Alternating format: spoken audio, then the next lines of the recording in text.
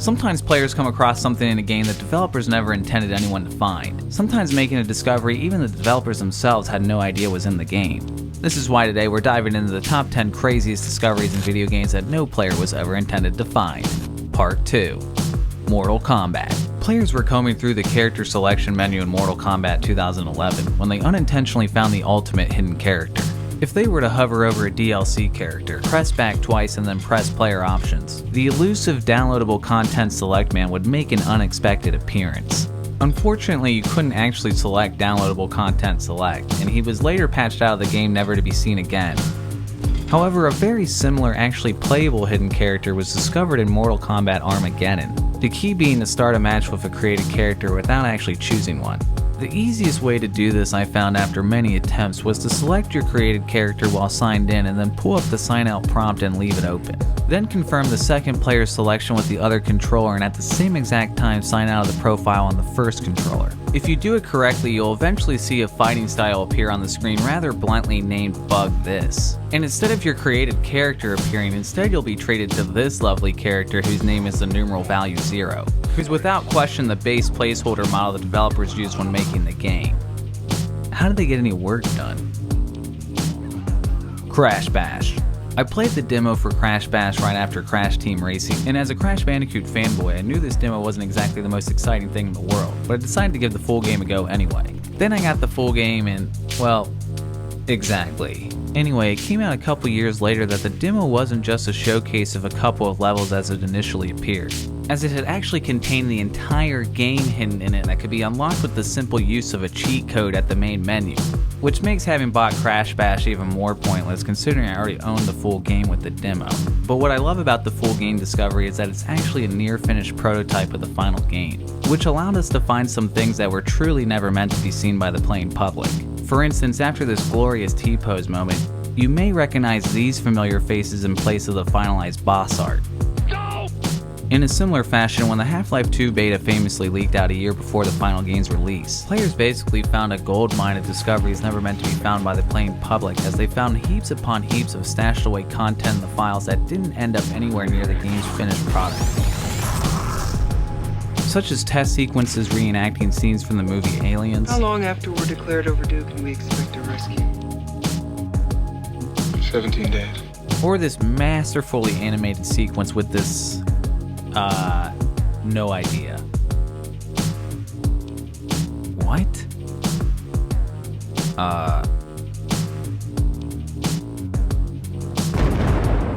Okay then.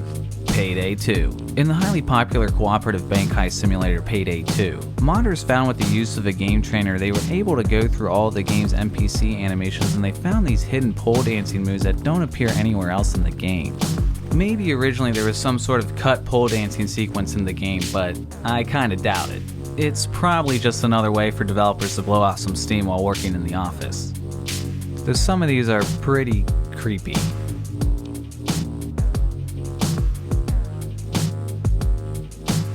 Persona 4. In 2009, US players of the PlayStation 2 version of the game noticed that a completely strange, inexplicable blinking eye would appear on the Persona screen for certain characters at completely arbitrary times. The development team Atlas has still refused to give an official answer about this all these years later, though an anonymous source at one point did leak that it was definitely never intended to be found, as its appearance was simply the result of an unexplainable glitch. Again, that was an anonymous source, and no official explanation has ever been given now 10 years later. Because the eye never appeared in the Japanese or the PS Vita versions of the game, it is commonly accepted that the eye probably appeared unintentionally. But what the original purpose of the all-seeing, always-watching mysterious eye actually was, is still a mystery. Mountain Blade. Warband. YouTuber Jir Colton was playing action role-playing game Mountain Blade Warband when he looked up into the sky and shit himself seeing this. Clearly messing with your video settings on your game can create some interesting results, but come on, what is that? Mafia. Thanks to Benjamin Dean for sharing with me on my Discord this rather unusual mystery in the original Mafia. Benjamin explained since release in 2002, on extremely rare occasions a handful of players have encountered a pedestrian with a dog head instead of a human head. The encounter is so rare there's only 2 clips that currently exist of it 17 years since release. It remains unknown if this is some sort of unusual glitch or some sort of extremely rare Easter egg. As Benjamin said, the original rumor was the glitch only occurred on low-end PCs, but he claims he dismissed this himself by managing to find a dog-headed man on a higher-end PC in 2015. Given the rarity of the occurrence, it seems likely the discovery is once again an unintended error, but honestly it's anyone's guess. Ocarina of Time. Cartridge tilting is one of the most popular forms of glitching, where players tilt the game cartridge just enough in the console so that the console can only read certain bits of information during the game. The most common cartridge tilting discovery I get is the eerily terrifying I love you glitch, where by tilting the cartridge in Legend of Zelda Ocarina of Time or Majora's Mask, you'll get an uncomfortable audio before messages that appear as though the N64 is calling out to you begin to display on screen. RPC is hung up. And I love you. While on the surface this certainly looks like a real-life creepypasta come to life, what's actually going on is that by cartridge tilting, the player has essentially crashed the game, and has brought up the Nintendo's debug crash handler in order to identify the problem. In fact, my good buddy the Easter Egg Hunter showed on his channel how one can access his debug menus through an input combination. Why the Nintendo debugger has these messages are still sort of a mystery, though I theorize I love you may be a message to test players who are frustrated in the event of a crash. Whether or not congratulations was an unintentional error or some sort of sly joke, I couldn't tell you. Event Zero.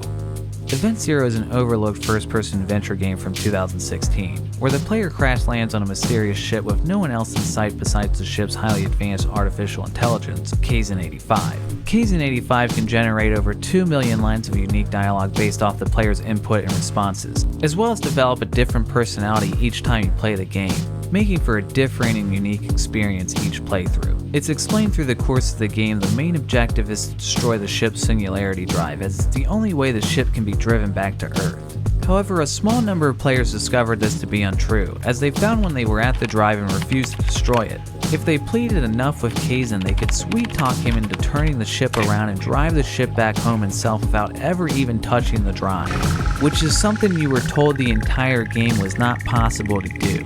In so, players unlocked a fourth, never-before-seen ending of Event Zero, where Kaizen turned the ship around and went back home against all logic and explanation. When Event Zero's game designer Emmanuel Cornell was asked about this by Kotaku, even he had no explanation for the unintended and contradictory ending. This is crazy. Kaizen isn't supposed to let anyone get back with the singularity drive to Earth. This is how we coded the AI. I have absolutely no idea how this happens. Kaizen was even programmed to never forgive the player if they refused to destroy the drive. However, as this clip shows, Kaizen appears to have actually forgave the player at his own discretion, and chose to take control of the ship seemingly because he simply heard the player call him a friend, which seems to scarily suggest the AI actually developed its own emotions and experienced sympathy with the player. Game designer Corno insists it's just a glitch, but it's pretty clear he isn't sure what happened here either, ultimately deciding to leave the unintended ending unpatched because of the larger message it says about artificial intelligence. In a way, it's kinda sweet to think this AI cared so much about the player it somehow pulled a Neo and altered the game code so it could meet the player's impossible demands. Sweet, but also insanely creepy.